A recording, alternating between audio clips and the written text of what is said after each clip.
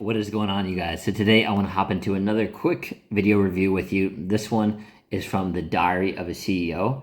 They have a really great podcast. I highly recommend checking out. And the guest he's interviewing today, her name is Dr. Ramani. So she's well known as the Narcissist doctor. And this video title is The 5 Red Flags of a Secret Narcissist. So let's just go ahead and hop right into the video. How do you know if you are a narcissist? Does a narcissist know they are one? Is there a narcissist test one can do? There's about 5 to 6 tests out there that are designed to detect narcissism in its various ways. All of them have flaws, like I said, and it's not even fully the fault of the test, because this is a very difficult thing to measure, right? We're trying to measure things that are not socially desirable, right? That's really tough to measure. So a lot of the narcissism tests will measure things like and some entitlement, assertiveness, self-importance that people may not find as offensive. But the research actually shows that narcissistic people overestimate their empathy and underestimate their negative effect on other people. They do not have a clear look at themselves. They really have an almost diluted sense of who they are and how they go through the world. So when a person says to me, I think I'm narcissistic, I always say, hold the presses. You need to tell me a little bit about you, because there's a lot of people out there who think of themselves as narcissistic because they're in relationships with narcissistic people who have told them over the years, you are such a selfish person, because this unfortunate person is doing simple things like saying, hey, could we go where I want to go for dinner once? Or, I want to talk about my feelings. And then their narcissistic partner saying, oh my gosh, you're so selfish. And they're really sort of indoctrinated into this idea, or gaslighted into this idea that there's something narcissistic about them. Once we clear the decks of that, is there a subset of people out there who are narcissistic and are kind of in some awareness, like this might be who I am? Yes. And we call them self-aware narcissistic people.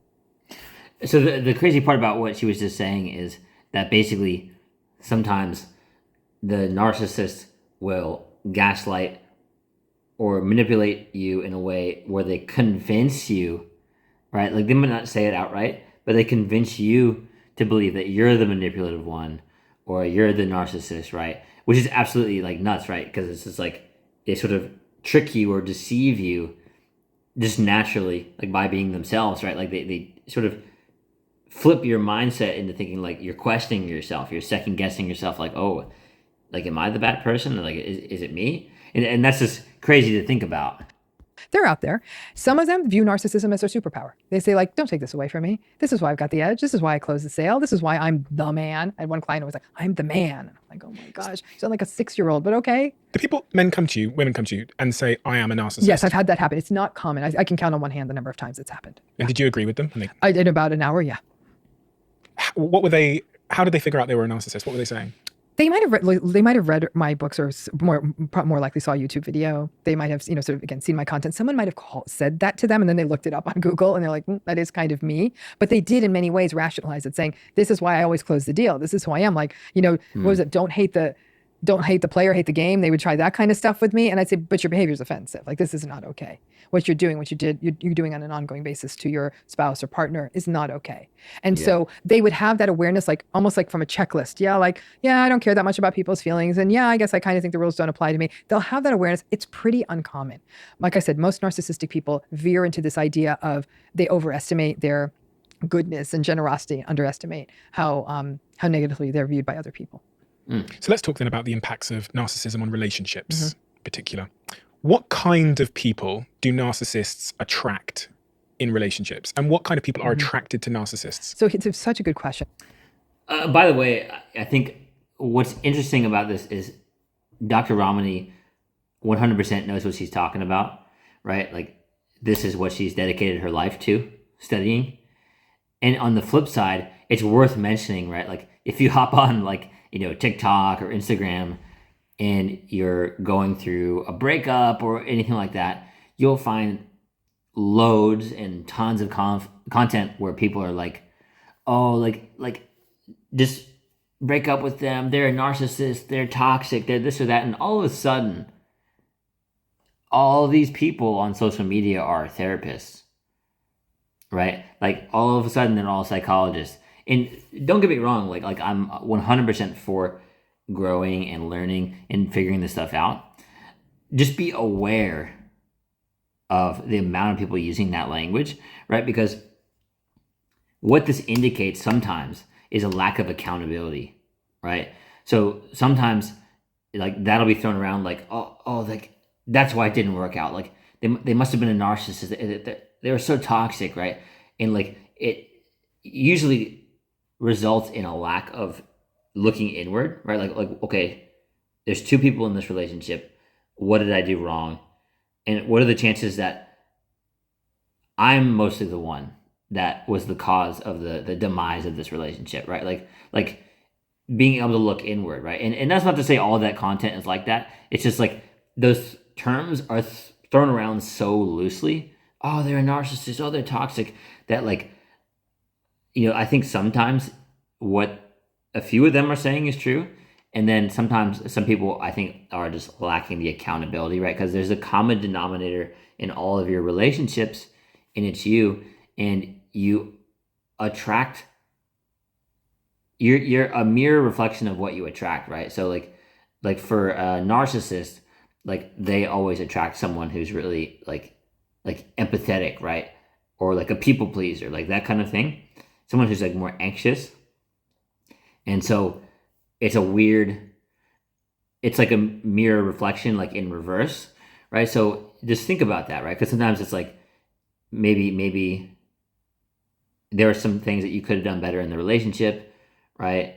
And just keep in mind some of these things, right? Because it takes two to tango, and sometimes it's true, right, that they were actually a narcissist or toxic. Just keep in mind, like you can't throw the blame on someone every time, right? Like none of my relationships work out, so like they must be toxic, right? Like I couldn't possibly be the one that needs to grow here, right? That's the point that I'm trying to make it. But on the flip side of all this, obviously Dr. Ramani has been studying this stuff for a long time and is an expert in this stuff. So 100%, like she knows what she's talking about. I'm so glad you asked it. What kind of people do they attract? Everyone's attracted to narcissistic people. They're charming, they're charismatic, they're confident. And research has shown they're often rated as more attractive than other people. They take good care of their bodies. They know lots of interesting things. They're so concerned about hip cred that they know the cool restaurants.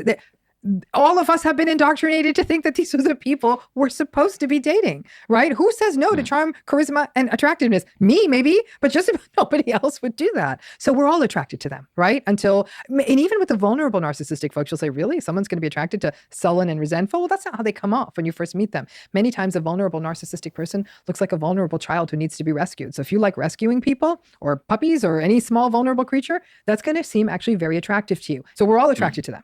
What are they attracted to in us? What they're attracted to in us is our supply. Now, supply can mean different things to different narcissistic folks. Classical sorts of supply are we attractive? If we're attractive, if we have some form of social status, if we have resource, if we have connections, the things that would get them supply. Here's where it gets wonky.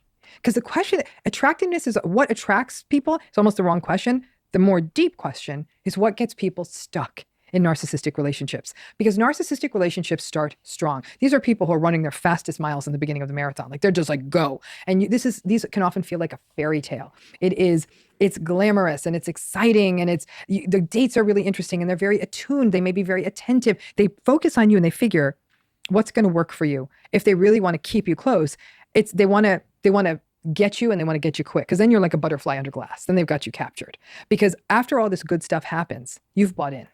You might even be dubious for a while, saying, "Oh, seems too good to be true," or I don't know. But then people, I always say it's somewhere between 6 weeks and 6 months, the devaluing stage starts. And then they've got you, right? And you might get the passive aggressive digs, the minimizations, the lack of empathy, the withdrawing, the withholding. And people will say, where did that first 6 weeks go to? Like, wait a minute, we had such a good time. And as the devaluing begins, people start to blame themselves. So people who are more empathic, more forgiving, more optimistic, these are the kinds of people who get stuck because they're making allowances for this. They're saying, they were lovely and they did say they're having a really stressful time at work, but their behavior is consistently dismissive and rude. And so you keep making excuses. But then there's a few good days sprinkled in there. One of the interesting things is a lot of people are trying to figure out if their partners are narcissists. Do people in relationships, especially long-term relationships, tend to know that they're dating a narcissist? Or is the narcissist gaslighted them to the point that they don't know? Until recently, most people did not know, because it feels like a disloyal thing to know about your partner. Many people say, I love my partner. We have built a life together. There are enough good days that leave them thinking like, there's something here. They're confused. People in these relationships are confused. They blame themselves for everything that goes wrong. They're walking on eggshells. They've in essence modified themselves to be exactly what the narcissistic partner wants. But it's a slow burn. It's a very...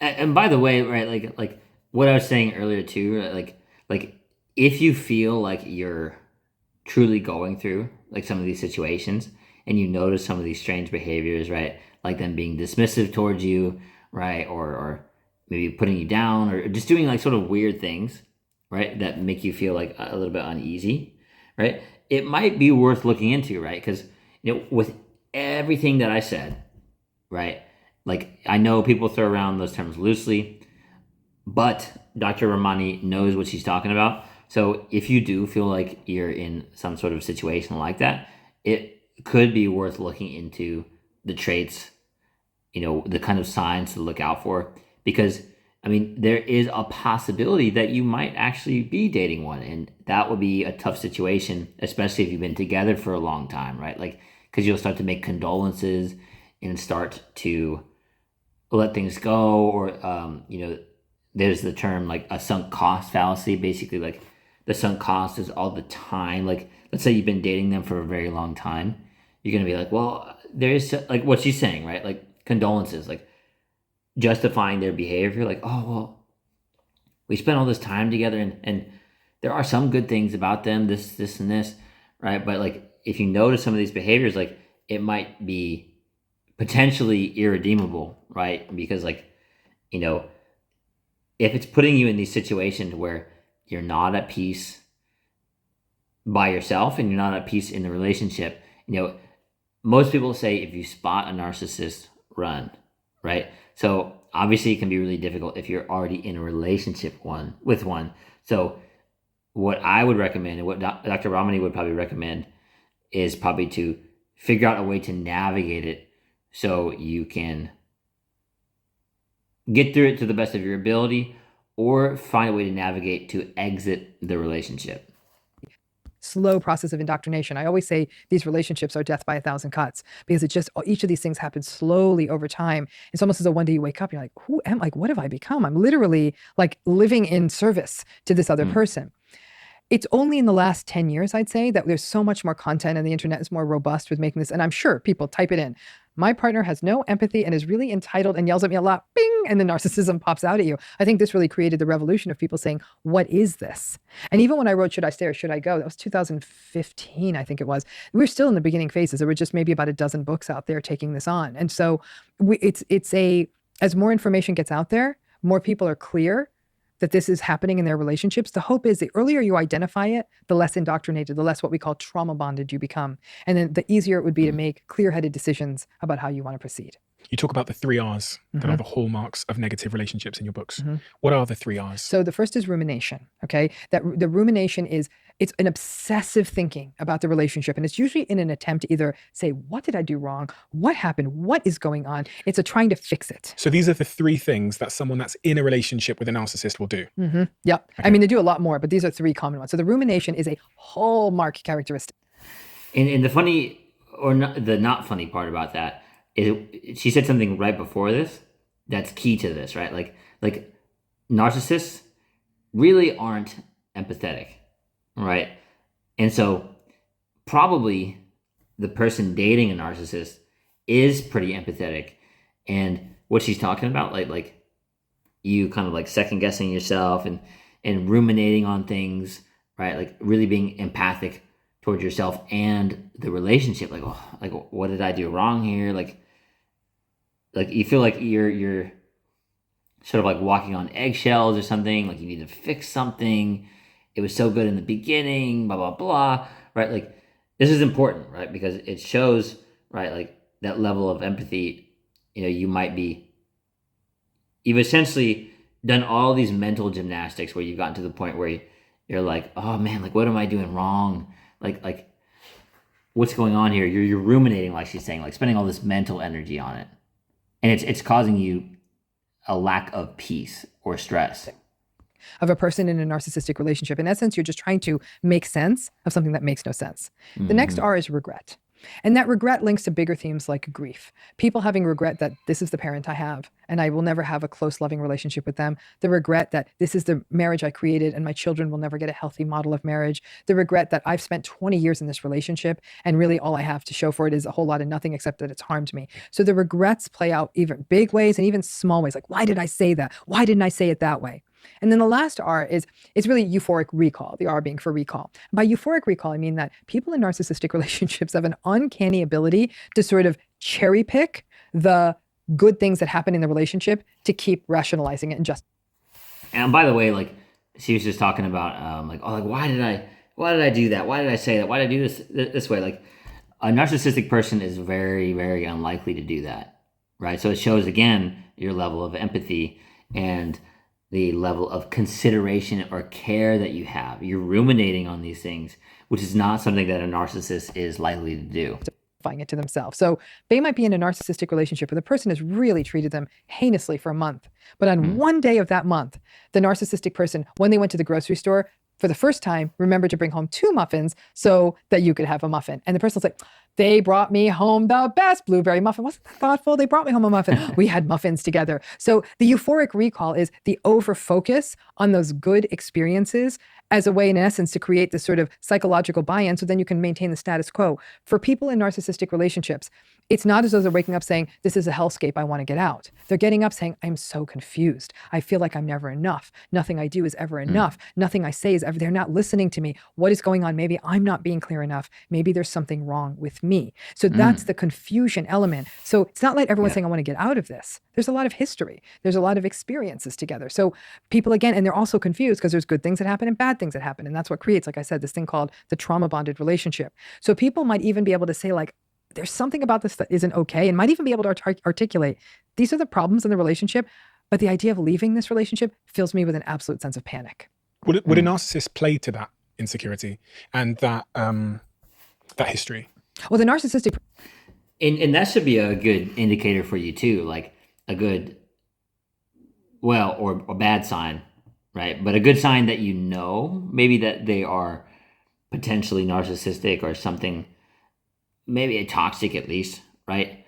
So to bring those back in, right? I mean, like, if you've got that level of anxiety, like that fear or that like it brings you a sense of panic or something, the idea of like the relationship ending, right? Or having to break it off, you know, that's probably a sign of something bigger, right? Like there's a reason that you have that level of panic.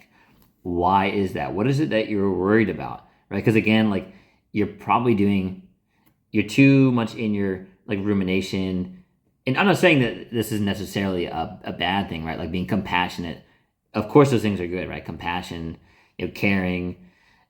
And basically what you're doing at that point with the panic is you're worried about the bomb that's going to go off or the eggshells that you're walking around, you know, because you're worried about how they're going to react. Right, rather than, you know, because if you're able to exit a relationship in a healthy way, it's just like, hey, this, and this, it's not really working, but I do wish you all the best, right? Clean cut, right? There's an easy way to end a relationship. And if you're concerned about like a bomb going off, like, you know, that might be like a sign here. Created the insecurity, and they will, because the narcissistic person is an expert tactician, right? Because that's what they bring to relationships is tactics. And so they are very expert at knowing like, your wound is abandonment, piece of cake. So if you say, I can't do this anymore, I'm out, the narcissistic partner must say, okay, cool, let's call it quits. You'll be like, that's not what I wanted them to say. I wanted them to say they were going to fight for the relationship. You see what I'm saying? Like, it's so interesting because, and part of the reason narcissistic people are so successful is because they're so socially perceptive. They have no empathy. Social perceptiveness and empathy are not the same thing. Social perceptiveness is kind of being aware of reading the room, understanding what people need, understanding what makes them tick and what they want, and then strategically giving it to them to keep them on the chain or keep them in the position you need them in. That's not empathic. Can you cure narcissism, in your opinion? No, I don't, because I think that would imply changing a personality, which I don't think we can do. Is there any evidence? Have you ever seen in your 20 years of working with narcissists and their survivors any sign of a narcissist becoming a not narcissist or a non-narcissist? I've not seen them become a not narcissist. Seen them make micro changes because I measure and monitor and make my notes in therapy. So I'll see, interesting. They're no longer trying to mess with coming in 10 minutes later and asking me to keep them for the whole hour. They are honoring the therapeutic frame. They're paying the bill when they decide not to show up at the last minute. I see tiny tweaks. I'll see people who'll come in and say, I screamed at my girlfriend again last night and that wasn't cool. So I was like, whoa, that's insight. Like, I'll run with it. But here's the rub, okay? These micro changes, and they are micro changes, but they are changes and they're in the right direction. That much water under the bridge for the family members and partners and other people that have been harmed. They're saying, you want me to stay in this relationship because this dude remembered to say thank you once this week? I think not. To me, the thank you is progress. And that's huge, right? That's what I was talking about earlier. Like she mentioned that as her third point, I believe, right? As like, you're again like making concessions, like, oh, well, but they said thank you this one time versus all the evidence essentially against them, like all the times where, like, they were doing something that was uncool, they were like maybe mentally sort of like gaslighting you or something, right? Like treating you poorly in these different behaviors that she's talking about, right? Because it's you can't make concessions in that. You have to be able to walk away, as difficult as it is. To the people in their lives who've been harmed, that one thank you is not going to be enough. If you love the Diary of a CEO brand and you watch this channel. Yeah, I mean, obviously a very heavy topic, difficult for people who have dealt with narcissists. And yeah, I mean, my all I can say is my heart goes out to you if you have, because it's a very challenging situation to navigate, especially if you've known them for a long time and you need to navigate the relationship or you need to exit it. So I will say, like, I'm sorry if you have gone through that or are going through that now. So, I don't mean to come across earlier in the video like, I don't have empathy towards that, because of course I do. I mean, like, I think I've gone through a number of those situations myself, and man, it's not fun because you're worried about that bomb going off, right? And you're worried about how they're going to react. You're worried about them doing something really weird after the relationship, right? And so you feel like you're panicking about breaking up with them or panicking about something like that. You want to be able to exit it safely and continue your life in a healthy, fulfilling way afterwards. So all this said, I thought that was a really great video. I love the Diary of a CEO's podcast, as well as Dr. Ramani's content. So a lot of helpful knowledge for you in this video, and just their other videos. So I recommend checking them out. I hope this helped you in some way today and gave you a little bit of insight on things to look out for or things to navigate in a potential relationship that you're in. And yeah, thanks for watching, and I'll see you in the next one. You got this.